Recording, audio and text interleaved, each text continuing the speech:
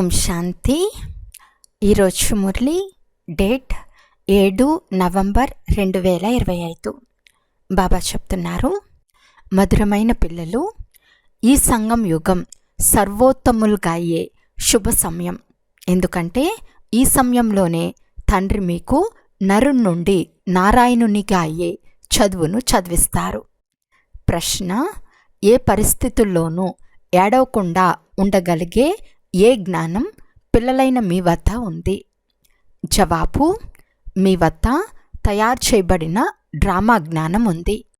ఇందులో ప్రతి ఆత్మకు తనదే అయిన పాత్ర ఉందని, తండ్రి మనకు సుఖవారసత్వంను ఇస్తున్నారని మీకు తెలుసు. కనుక మీరు ఎలా ఏడవగలరు? దూర తీరాలలో బ్రహ్మతత్వంలో ఉండే తండ్రిని గురించిన చింత ఉండేది. వారిప్పుడు లభించారు. ఇంకేం కావాలి? భాగ్యశాలి పిల్లలెప్పుడు ఏడవరు. ఓం శాంతి. ఆత్మిక తండ్రి కూర్చుని పిల్లలకు ఒక విషయాన్ని గురించి అర్థం చేయిస్తున్నారు. చిత్రాలలో కూడా పిల్లలకు త్రిమూర్తి శివబాబా తెలియచేస్తున్నారు అని రాయాలి. ఇతరులెవరికైనా అర్థం చేయించినప్పుడు ఆత్మలైన మీరు కూడా శివబాబా ఇలా చెప్తున్నారు అని అంటారు. ఈ బ్రహ్మబాబా కూడా శివబాబా మీకు అర్థం చేయిస్తున్నారు అని అంటారు. ఇక్కడ మనుషులు అర్థం చేయించటం లేదు. పరమాత్మ ఆత్మలకు అర్థం చేయిస్తున్నారు, లేక ఆత్మకు తెలియజేస్తుంది. జ్ఞానసాగర్లు ఒక్క శివబాబాయే. వారు ఆత్మిక తండ్రి. ఈ సమయంలో ఆత్మిక పిల్లలకు ఆత్మిక తండ్రి ద్వారా ఆస్తి లభిస్తుంది. శారీరక అహంకారాన్ని ఇక్కడ వదలవలసి ఉంటుంది.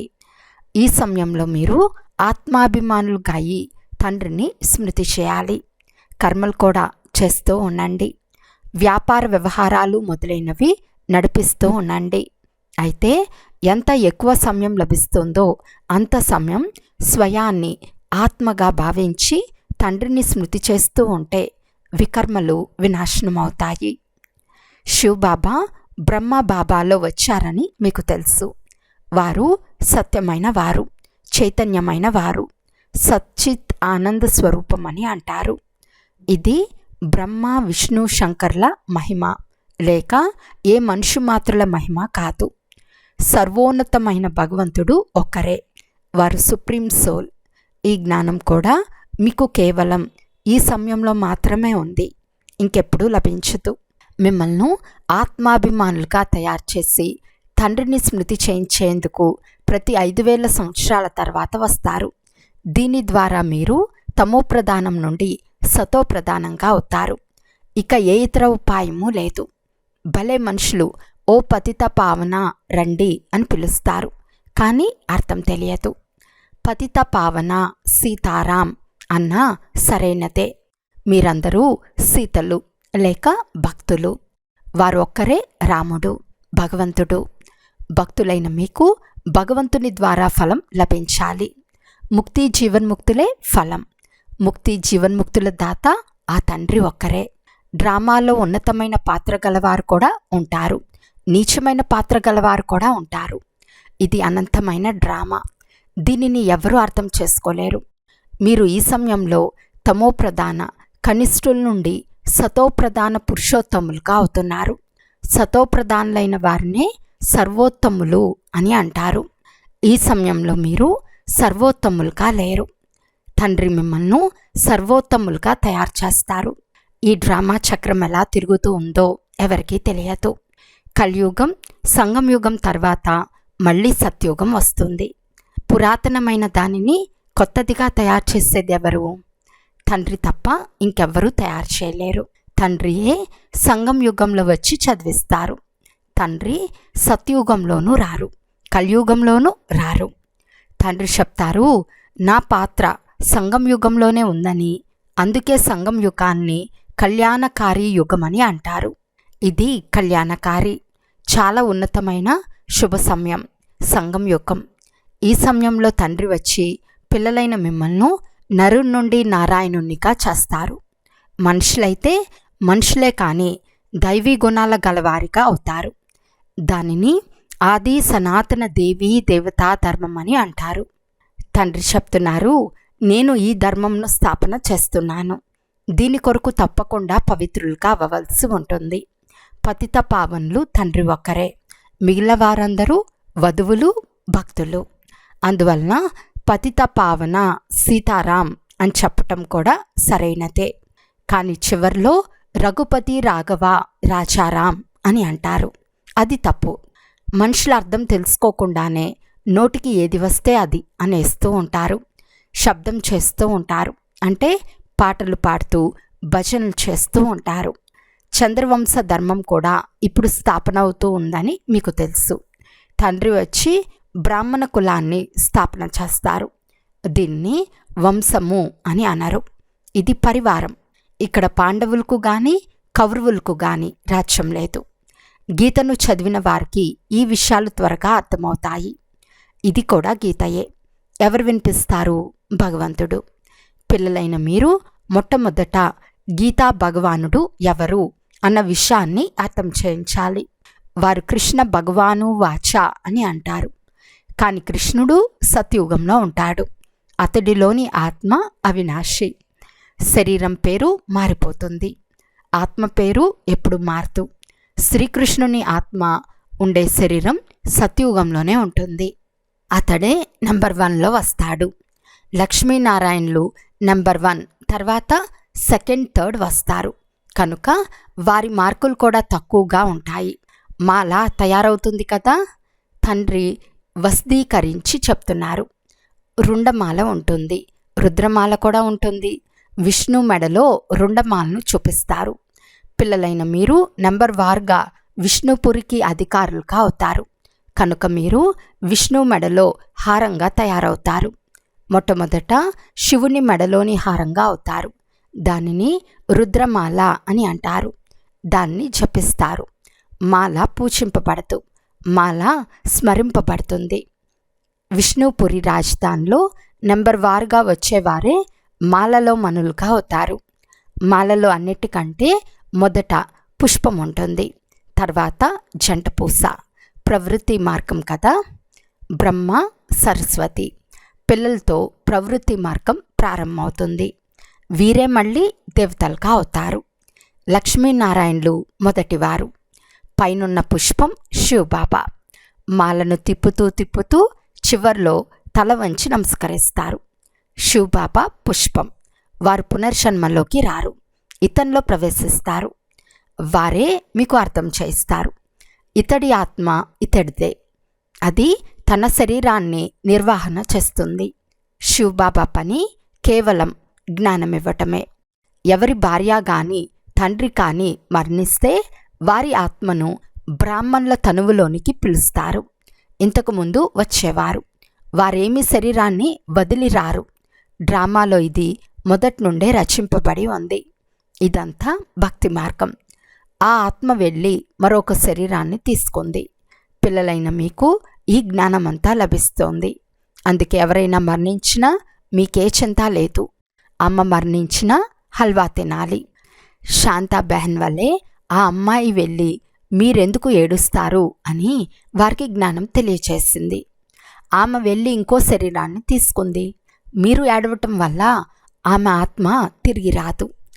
భాగ్యశాలురు ఏడవరు అని చెప్పి అక్కడ అందరినీ ఏడ్చుట నుండి మాన్పించి అర్థం చేయించింది.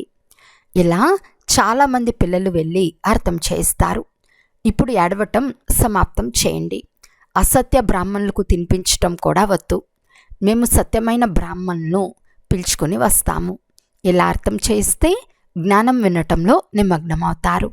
అప్పుడు మీరు సరైన విషయాలను బోధిస్తున్నారని భావిస్తారు. జ్ఞానం వింటూ వింటూ శాంతి అయిపోతారు. 7 రోజుల పాటు భాగవతం వినిపించటం వంటివి చేసినా మనుషుల దుఃఖం దూరం అవ్వదు. కానీ ఈ కన్యలు అందరి దుఃఖంను దూరం చేస్తారు. ఏడవలసిన అవసరం లేదని మీకు తెలుసు. ఇది తయారు చేయబడిన డ్రామా. ప్రతి ఒక్కరూ తమ పాత్రను అభినయించవలసిందే. ఏ పరిస్థితుల్లోనూ ఏడవరాదు. బేహద్దు తండ్రి, టీచర్, సద్గురు లభించారు. వారి కొరకే మీరింతగా నష్టపోయారు, దెబ్బలు తిన్నారు. దూరతీరాలలో బ్రహ్మతత్వంలో ఉన్న పరంపిత పరమాత్మ లభించారు. ఇంకేం కావాలి? తండ్రి సుఖవారసత్వంను ఇస్తారు. మీరు ఆ తండ్రిని మర్చిపోయినప్పుడు ఏడవలసి వస్తుంది. తండ్రిని స్మృతి చేస్తే సంతోషం కలుగుతుంది. ఓహో, మేము విశ్వానికి అధిపతులుగా అవుతాము. తర్వాత 21 తరాలు ఎప్పుడు ఏడవరు. 21 తరాలు అంటే పూర్తి వృద్ధాప్యం వరకు అకాల మృత్యు రాదు. మరి లోపల ఎంత గుప్తమైన ఖుషి ఉండాలి. మనము మాయపై విషయం పొంది జగజ్జేతులుగా అవుతామని మీకు తెలుసు. ఆయుధాలు మొదలైన వాటి మాటే లేదు. మీరు శివశక్తులు. మీ వద్ద జ్ఞాన ఖడ్గం, జ్ఞాన బాణం ఉన్నాయి. వారు భక్తి మార్గంలో దేవీలకు స్థూల బాణాలు, ఖడ్గం మొదలైనవి ఇచ్చారు. తండ్రి చెప్తున్నారు, జ్ఞాన ఖడ్గంతో వికారాలపై విషయం పొందాలి. అంతేగాని దేవీలు హింస చేసేవారేమీ కాదు. ఇదంతా భక్తి మార్గం. సాధువులు, సత్పురుషులు మొదలైన వారు నివృత్తి మార్గం వారు. వారు ప్రవృత్తి మార్గాన్ని అంగీకరించరు. మీరు పూర్తి పాత ప్రపంచాన్ని, పాత శరీరాన్ని సన్యసిస్తారు. తండ్రిని స్మృతి చేసినట్లయితే ఆత్మ పవిత్రంగా అవుతుంది. జ్ఞాన సంస్కారాన్ని తీసుకెళ్తారు. దాని అనుసారం కొత్త ప్రపంచంలో జన్మిస్తారు. ఒకవేళ ఇక్కడ జన్మించిన మంచి కుటుంబంలో రాజుల వద్ద లేక రిలీజియస్ గలవారి ఇళ్లల్లోకి ఆ సంస్కారాన్ని తీసుకెళ్తారు. వారు అందరికీ ప్రియం అనిపిస్తారు. వీరు దేవతలని అందరూ అంటారు. కృష్ణునికి చాలా మహిమలు పాడతారు. బాల్యంలో వెన్న దొంగిలించాడని, కొండలు పగలగొట్టాడని, ఇలా అలా చేశాడని ఎన్నో కలంకాలు ఆపాదించారు. మరి కృష్ణుని ఎందుకు నల్లగా చేశారు? అక్కడ సంపూర్ణ సుందరంగా ఉంటాడు కదా. తర్వాత శరీరం మారుతూ ఉంటే పేరు కూడా మారిపోతూ ఉంటుంది. శ్రీకృష్ణుడు సత్యుగపు మొట్టమొదటి రాకుమారుడు. అతన్ని ఎందుకు నల్లగా చేశారు? ఈ ప్రశ్నకు జవాబు ఎప్పుడూ ఎవరూ జవాబు చెప్పలేరు. అక్కడ నల్లగా చేసేందుకు సర్పాలేవీ ఉండవు. ఇక్కడ విషం ఎక్కినట్లయితే నల్లగా అయిపోతారు. అక్కడ ఇలాంటి మాటే ఉండదు. మీరిప్పుడు దైవీ సాంప్రదాయానికి చెందిన వారిగా అవుతారు.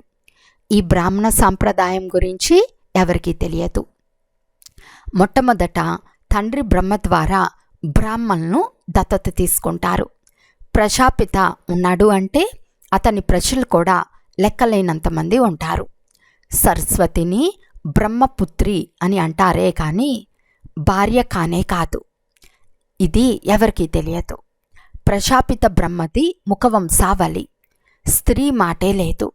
ఇతనిలో తండ్రి ప్రవేశించి నీవు నా కుమారునివి అని అంటారు.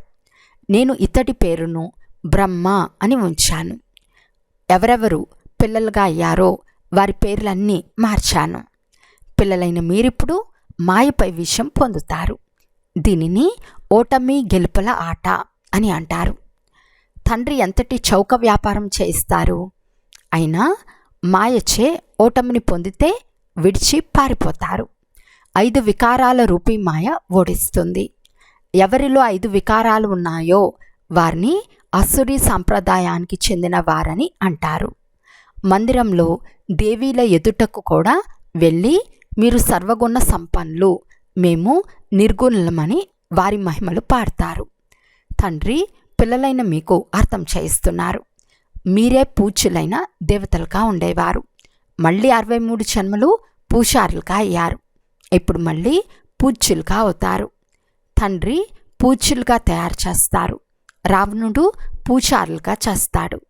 ఈ విషయాలేవి శాస్త్రాల్లో లేవు.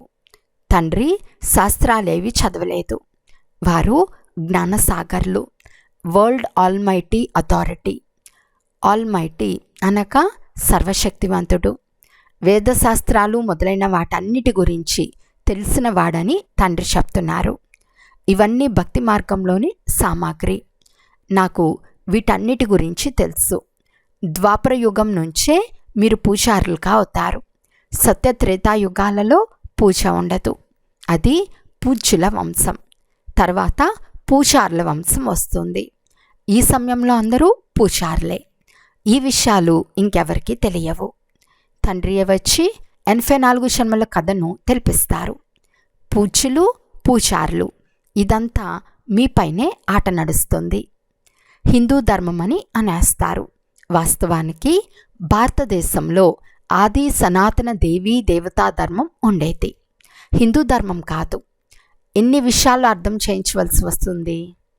ఈ చదువు 1 సెకండ్దే అయినా ఎంత సమయం పడుతుంది? సాగరంలోని నీటినంతా ఇంకు చేసి అడవినంతా కలంగా చేసి రాసినా పూర్తి కాదు అని అంటారు. చివరి వరకు మీకు జ్ఞానాన్ని వినిపిస్తూనే ఉంటాను. మీరు దీని కొరకు ఎన్ని పుస్తకాలు తయారు చేస్తారు? ప్రారంభంలో కూడా బాబా ఉదయాన్నే లేచి రాసేవాడు. తర్వాత దానిని మమ్మ వినిపిస్తూ ఉండేది. అప్పటి నుంచి ముద్రింపబడుతూనే ఉన్నాయి. ఎన్ని పేపర్లు నిండి ఉంటాయి? గీత అయితే ఒక్కటే, చాలా చిన్నది. లాకెట్లో పెట్టే అంత చిన్నదిగా గీతను చేస్తారు. గీతకు చాలా ప్రభావం ఉంది, కానీ గీతా జ్ఞానదాతను మర్చిపోయారు. అచ్చా, మధురాతి మధురమైన అపురూపమైన పిల్లలకు మాతాపిత బాప్దాదాల ప్రియ స్మృతులు మరియు గుడ్ మార్నింగ్. ఆత్మిక పిల్లలకు ఆత్మిక తండ్రి నమస్తే. ఆత్మిక తండ్రికి ఆత్మిక పిల్లల యొక్క ప్రియ స్మృతులు మరియు నమస్తే నమస్తే నమస్తే. ధారణ కొరకు ముఖ్య సారము. ఫస్ట్ పాయింట్, జ్ఞాన ఖడ్గంతో వికారాలను చేయించాలి. జ్ఞాన సంస్కారాన్ని నింపుకోవాలి. పాత ప్రపంచం మరియు పాత శరీరాన్ని సన్యసించాలి. సెకండ్ పాయింట్, భాగ్యవంతులుగా అవుతున్నామనే ఖుషీలో ఉండాలి. ఏ విషయంలోనూ చింతించరాదు. ఎవరైనా శరీరం వదిలినా దుఃఖంతో కన్నీరు కార్చరాదు. ఈరోజు వరదానము. కంట్రోలింగ్ పవర్ ద్వారా 1 సెకండ్ యొక్క పరీక్షలో పాస్ అయ్యే పాస్ విత్ హానర్ భవ. ఇప్పుడిప్పుడే శరీరంలోకి రావాలి. ఇప్పుడిప్పుడే శరీరం నుండి భిన్నంగా అయ్యి అవ్యక్త స్థితిలో స్థితమైపోవాలి. ఎంత హంగామా ఉంటుందో అంత స్వయం యొక్క స్థితి అతి శాంతిగా ఉండాలి. అలా ఉండాలి అంటే సర్దుకునే శక్తి కావాలి. 1 సెకండ్లో విస్తారం నుండి సారంలోకి రావాలి మరియు 1 సెకండ్లో సారం నుండి విస్తారంలోకి రావాలి. ఇటువంటి కంట్రోలింగ్ పవర్ గలవారే విశ్వాన్ని కంట్రోల్ చేయగలరు. ఈ అభ్యాసమే చివరి 1 సెకండ్ యొక్క పరీక్షలో పాస్ విత్ హానర్గా చేసేస్తుంది. స్లోగన్: వానప్రస్థ స్థితిని అనుభవం చేయండి, చేయించండి. అప్పుడు చిన్నపిల్లల ఆటలు సమాప్తమైపోతాయి.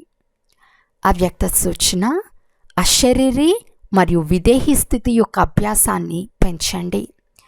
విదేహీగా అవ్వటంలో అర్జునులుగా అవ్వండి.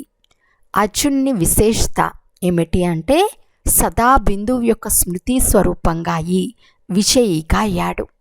ఇటువంటి నష్టోమోహ స్మృతి స్వరూపంగా అయ్యేవారే అర్జునులు.